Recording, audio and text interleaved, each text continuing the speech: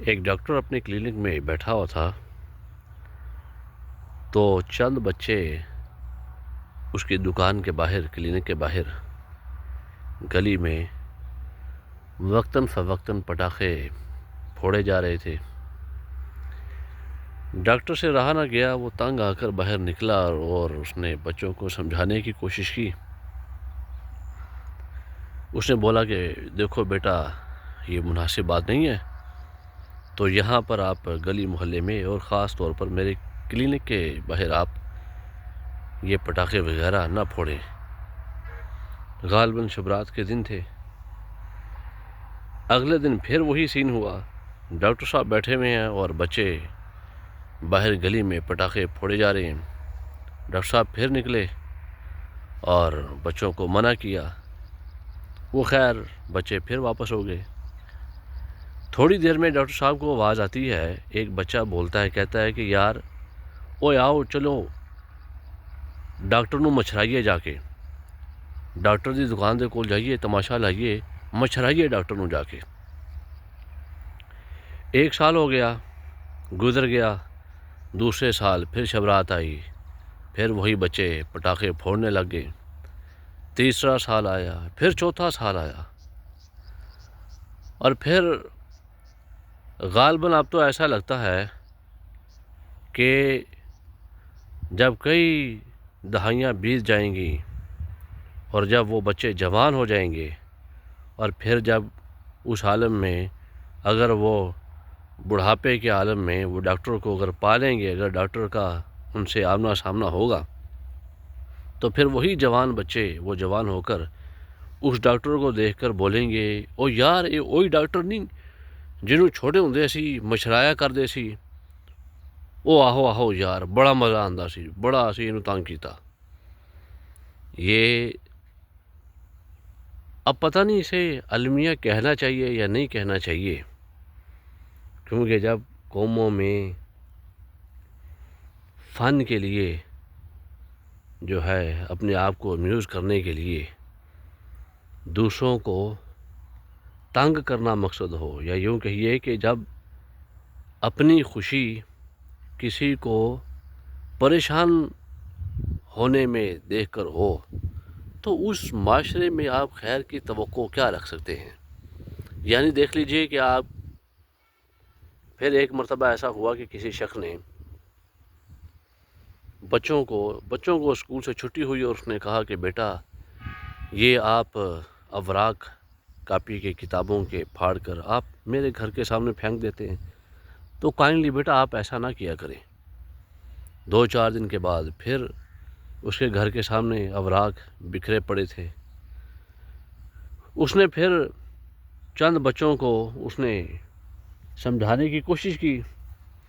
اس نے کہا کہ اگر بیٹا آپ باز نہیں آتے تو میں آپ کے ٹیچر کو بتاؤں گا۔ تو وہ بچے، ان میں سے ایک بچہ جب ٹیچر کی بات اس نے سنی تو اس نے ایک ٹیچر کا غلط الٹا نام لیا، اور جب اس نے الٹا نام لیا اپنے ٹیچر کا تو ساتھ کھڑے دیگر اس کے جو ساتھی تھے، کلاس میٹس تھے، وہ ہنسنے لگے۔ تو جب اس بندے نے 2-3 بار ان کو منع کیا تو وہ اپنا فرض سمجھتے ہوئے روزانہ کی بنیاد پر ہر دوسرے تیسرے دن یا روزانہ اس کے گھر کے سامنے وہ کتابیں کاپیاں پھینک کر پھاڑ کر وہ چلے جاتے۔ عجیب بات ہے کہ ہم لوگ دوسروں کو بہت لمبے لمبے بھاشن دیتے ہیں، لمبے لمبے سیشنز ہوتے ہیں۔ اب دیکھیے میں آپ کو ایک بات بتاؤں کہ یہ ایک بڑے پڑھے لکھے شہر کی بات ہے پاکستان کی۔ اب سیمینار ہو رہا ہے ڈسپلن پہ کہ آپ لائف میں ڈسپلن کو اپناتے ہوئے زندگی میں کس طریقے سے ترقی کر سکتے ہیں۔ اب جس حال میں یہ سیمینار ہے اور جو پارٹیسپنٹس ہیں اور جو شرکاء ہیں، جو سامعین ہیں، وہ اپنی اپنی گاڑیوں میں آ رہے ہیں، اور خاص طور پر اس روڈ کی جو ٹریفک ہے وہ سیمینار شروع ہونے سے پہلے اتنی بلاکڈ نہیں تھی۔ جب سیمینار ختم ہوا کہ آپ اپنی لائف میں ڈسپلن کو، نظم و ضبط کو اپناتے ہوئے کس طریقے سے مینج کرتے ہوئے اپنے معاملات کو آپ زندگی میں آگے بڑھ سکتے ہیں۔ تو جب سیمینار ختم ہوا تو ٹریفک کی جو بلاکیج تھی وہ سیمینار سے پہلے سے بھی زیادہ تھی، اور وہ جہاں پہ سیمینار تھا اس کے باہر جو پارکنگ تھی بے ہنگم سی پارکنگ تھی، اور لوگ بار بار ہارن بجائے جاتے تھے، باوجود یہ حقیقت جانتے ہوئے کہ بھئی آگے لمبی لائن لگی ہوئی ہے، جب تک آگے راستہ کلیئر نہیں ہوگا تو مجھے تو راستہ نہیں ملے گا، لیکن اس کے باوجود بھی پیچھے قطار میں کھڑے ہوئے بیٹھے ہوئے لوگ اپنی گاڑیوں میں وہ ہارن پہ ہارن بجاتے چلے جا رہے تھے۔ ہمارے ہاں اچھا آپ نے دیکھا ہے کہ ایک مخصوص طبقہ ہے، وہ ہمارے ہاں وہ مخصوص طبقہ زندگی میں اخلاقیات، معاملات، لین دین اور مذہب پر وہ درس دیتا ہے، لیکن اس مخصوص طبقے میں اب وقتاً فوقتاً ان لوگوں کی تعداد بڑھتی چلی جا رہی ہے کہ جو بے صبر واقع ہوئے ہیں۔ مثال کے طور پر وہ صبر پر درس دینے کے لیے آئے ہیں، اخلاقیات پر سمجھانے کے لیے آئے ہیں، لیکن اگر مائک میں آواز میں تھوڑی بہت گڑبڑ ہو گئی ہے تو وہ سٹھیا جائیں گے، اگر کھانے میں تھوڑی بہت اونچ نیچ ہو گئی ہے وہ سٹھیا جائیں گے۔ اچھا پھر دیکھیے کہ مذہب میں، ہمارے ہاں اسلام میں وقت کی کتنی اہمیت ہے کہ عبادتیں بھی زیادہ تر جو فرض عبادات ہیں وہ بھی مخصوص وقت کے اندر ہی ادا کرنی ہوتی ہیں،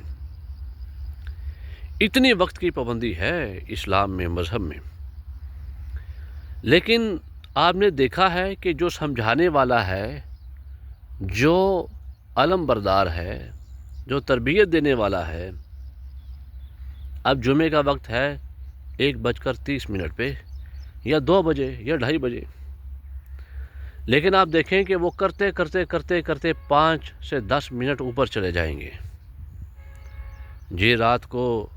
درس کا سلسلہ شروع ہوگا، جلسہ ہوگا عشاء کے بعد سے لے کے رات 11 بجے تک، 11:30 بجے تک، لیکن آپ نے دیکھا ہے کہ کبھی وہ جلسہ اپنے وقت پر ختم ہو گیا ہو؟ کیا آپ نے دیکھا ہے کہ کبھی وقت پر کوئی اسٹیج سے اتر گیا ہو؟ اس چیز کو، اس بات کو مد نظر رکھتے ہوئے یہ دیکھا ہے کہ کوئی وقت پر پہنچ گیا ہو، یا جو وقت دیا ہے اس دیے گئے وقت پر وہ پہنچ گیا ہو؟ ٹھیک ہے جی۔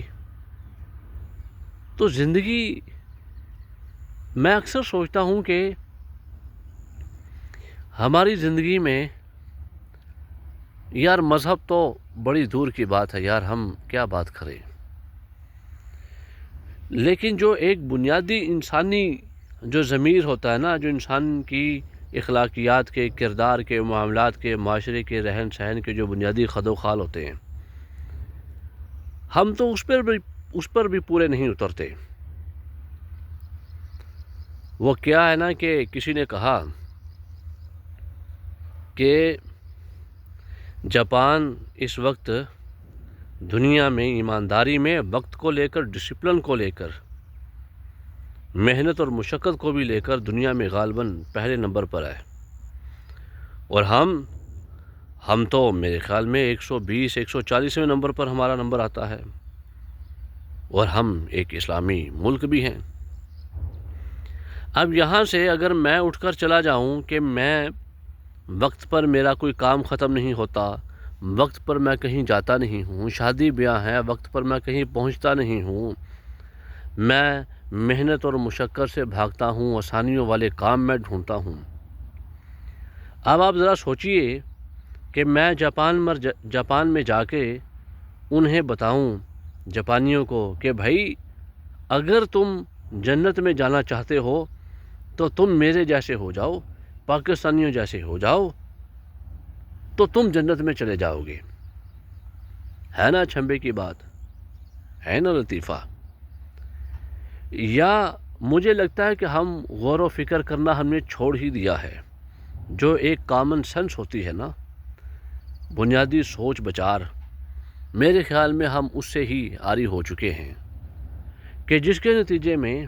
جس کی لاٹھی اس کی بھینس، اسی کے قانون، اسی کے اصول، جس کو اس نے ہاں کہہ دیا وہی ٹھیک ہے، جس کو اس نے نہ کہہ دیا وہی غلط ہے.